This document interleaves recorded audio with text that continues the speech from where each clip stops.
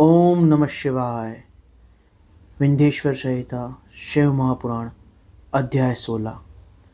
इस अध्याय में हम विभिन्न देव प्रतिमाओं की पूजन विधि, उस पूजन के लिए नैवेद्य आदि वस्तुओं का वर्णन, उपचारों का फल, विशेष महीने वार तिथि नक्षत्र के योग में पूजा एवं भगवान शिवजी के निराकार स्वरूप शिवलिंग की एवं प्रणव के स्वरूप का विवेचन करेंगे।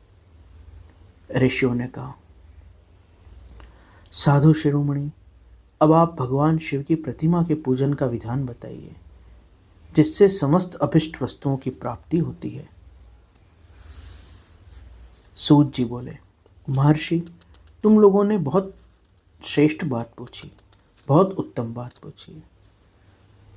प्रतिमा का पूजन सदा संपूर्ण मनोरथों को पूर्ण करने वाला है तथा दुख का निवारण करने वाला है। मैं उसका वर्णन करता हूँ, ध्यान देकर सुनो।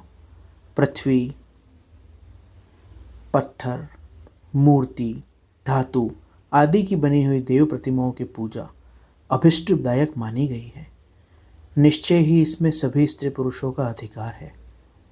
नदी, पोखर अथवा कुएं में प्रवेश करके पानी के भीतर से मिट्टी ले आए, फिर उस मिट्टी का गंध चूर्ण द्वारा संशोधन करें, शुद्ध मंडप में रखकर उसे महीन पीसे एवं छान ले। इसके बाद उसकी हाथ से प्रतिमा बनाए और उसका सुंदर संस्कार करें।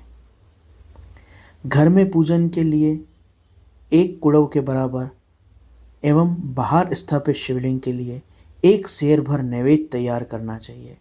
पूजन में नैवेद्य आवश्यक है।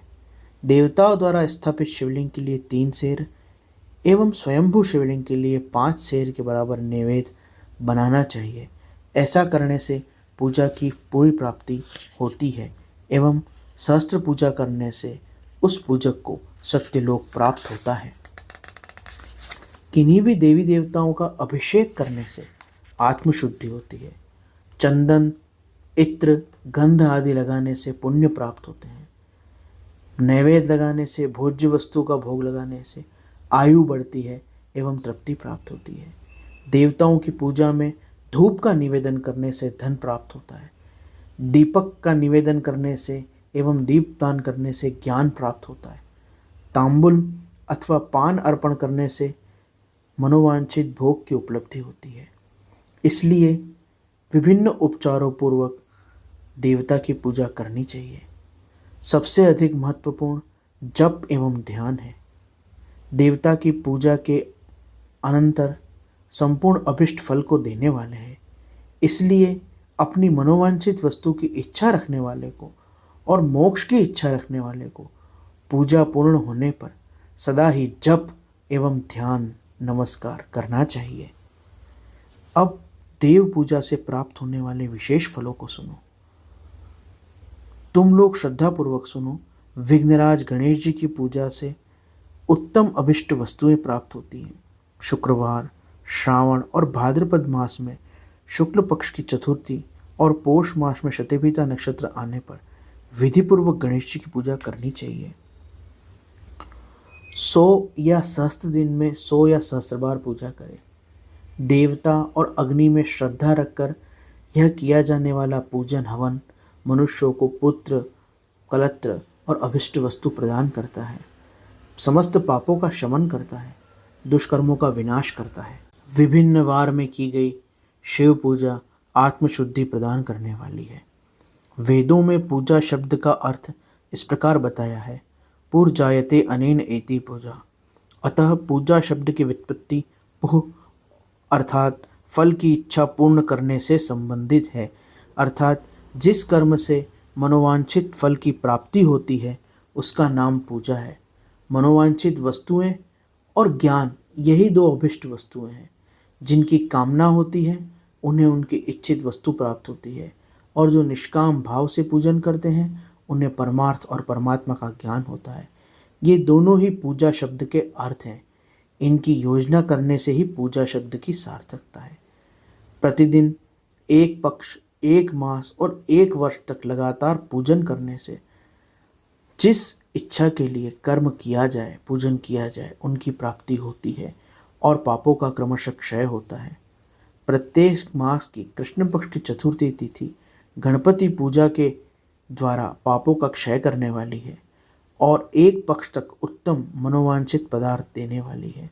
भाद्रपद मास की चतुर्थी को की हुई गणेश जी की पूजा 1 वर्ष तक मनोवांछित भोग प्रदान करने वाली है, ऐसा जानना चाहिए। श्रावण मास, रविवार, हस्त नक्षत्र या सप्तमी तिथि अथवा माघ शुक्ल सप्तमी को भगवान सूर्य का पूजन करना चाहिए।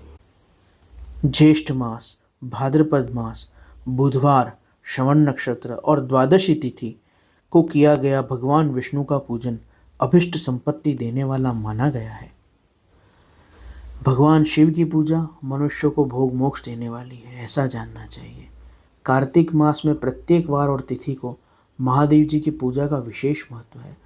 कार्तिक आने पर विद्वान पुरुष दान, तप, होम, जप, ध्यान, व्रत, नियम आदि के द्वारा समस्त देवताओं का पूजन कर सकता है। उस पूजन में देव प्रतिमा, सत्पुरुष, सज्जन पुरुष, ब्राह्मण और मंत्रों का उपयोग आवश्यक है। सज्जन पुरुषों को, धार्मिक पुरुषों को भोजन कराने से भी वह पूजन संपन्न होता है। पूजक को चाहिए कि वह कामनाओं को त्याग कर पीड़ा रहित हो देव आराधन में तत्पर रहे। कार्तिक मास में देवताओं का यजन समस्त इच्छाओं को पूर्ण करने वाला है, रोगों को दूर करने वाला है, भूत प्रेत आदि ग्रहों का विनाश करने वाला है। कार्तिक मास के रविवारों को भगवान सूर्य की पूजा करने, तेल तथा सूती वस्त्र देने से मनुष्य के कोढ़ रोग आदि का नाश होता है। कृत्तिका नक्षत्र और सोमवार के दिन शिवजी का पूजन दारिद्र्य को मिटाने वाला, संपूर्ण सुख संपत्ति को देने वाला है। कृतिका युक्त मंगलवार को स्कंद कुमार कार्तिकेय का पूजन, दीपदान, घंटा आदि से पूजन करने से मनुष्य शीघ्र ही वाक सिद्धि प्राप्त करता है, उसकी वाणी का प्रभाव बढ़ जाता है। यह चराचर जगत बिंदु एवं नाद स्वरूप है। बिंदु का अर्थ है दृश्य शक्ति, रूप तन्मात्रा, रूप शक्ति, और नाद का अर्थ है ध्वनि शक्ति। इस तरह जगत शिव शक्ति स्वरूप है, अर्थात ध्वनि, कंपन और प्रकाश तड़ों से बना हुआ है। ये बिंदु और नाद संपूर्ण जगत के आधार हैं, अर्थात ध्वनि एवं प्रकाश कण संपूर्ण जगत का आधार है। बिंदु और नाद से युक्त सब कुछ शिव स्वरूप ही है और वही सबका आधार है। शिवलिंग जो स्थूल आकृति में दिखाई देता है वह बिंदु और नाद स्वरूप है, अर्थात वह प्रकाश और ध्वनि कंपन स्वरूप है, अतः उसे जगत का कारण कहते हैं। बिंदु अर्थात प्रकाश कण देव है और नाद अर्थात ध्वनि तरंग शिव है। इन दोनों का संयुक्त स्वरूप शिवलिंग कहा जाता है। अतः जन्म के संकट से छुटकारा पाने के लिए नाद रूप जप और ध्यान रूप तन्मात्रा की पूजा करनी चाहिए। बिंदु रूपा देवी उमा माता है और नाद रूप भगवान शिव पिता हैं। जप के पूर्वक शिव में स्थिति होती है, ध्यान के पूर्वक रूप तन्मात्रा प्रकृति देवी में स्थिति होती है। इन माता पिता के पूजन से परमानंद की प्राप्ति होती है। अतः परमानंद का लाभ लेने के लिए शिवलिंग का विशेष रूप से पूजन करना चाहिए। देवी उमा प्रकृति स्वरूप दृश्य स्वरूप है। दृश्य अर्थात रूप तन्मात्रा, प्रकृति तत्व, प्रकाश तत्व, और भगवान शिव निराकार शब्द ध्वनि रूप मंत्र रूप हैं। जो इनकी सेवा करता है यानी जब ध्यान में एकाकार होता है, समाधिस्थ होता है, उस पुत्र पर इन दोनों माता पिता शिव शक्ति की अत्यधिक कृपा बढ़ती रहती है। वे पूजक पर कृपा करके उसे अपना अनंतरिक ऐश्वर्य प्रदान करते हैं। अतः मुनीश्वरों, आनंद की प्राप्ति के लिए माता पिता स्वरूप शिवलिंग को माता पिता मानकर उनकी पूजा करनी चाहिए। शिव पुरुष रूप है और शिवा शक्ति प्रकृति रूप है। जीव का यह शरीर जन्म काल से ही वृद्धि व्याधि एक क्षरण से युक्त होने लगता है, इसलिए उसे जीव की संज्ञा दी गई है। जो जन्म लेता है और विविध बंधनों में पड़ता है उसका नाम जीव है। जन्म और जीव शब्द का एक ही अर्थ है। अतः जन्म मृत्यु और जीव भाव के बंधन की निवृत्ति के लिए जन्म के आधार रूप अधिष्ठान रूप मातृ पितृ स्वरूप शिवलिंग का पूजन करना चाहिए। ओमकार को ध्वनिलिंग कहते हैं। जिस प्रकार मिट्टी से निर्मित शिवलिंग पार्थिव शिवलिंग कहलाता है, निर्मित धातु की प्रतिमा श्रेय प्रतिमा कहलाती है। उसी प्रकार जो मंत्र है वह भगवान शिव जी का ध्यान लिंग है, ध्वनि लिंग है, वह स्वयंभू है, वह नाद रूप है और उसी को वास्तविक स्वयंभू कहा गया है। यंत्र के मध्य जो बिंदु होता है उसे भी बिंदु लिंग के रूप में माना जाता है। उसमें अचल रूप से प्रतिष्ठित जो शिवलिंग है वह मकार स्वरूप है। इस प्रकार अ, ओ और म बिंदु, नाद और ध्वनि के रूप में प्रकट यह भगवान शिव की प्रतिमा के, भगवान शिव के चिन्ह के 6 भेद हैं। इनकी पूजा करने से साधक जीवन मुक्त हो जाता है, इसमें संशय नहीं है। अ, उ और मकार की पूजा ओम के द्वारा होती है। बिंदु की पूजा भगवान शिव के रूप ध्यान द्वारा होती है।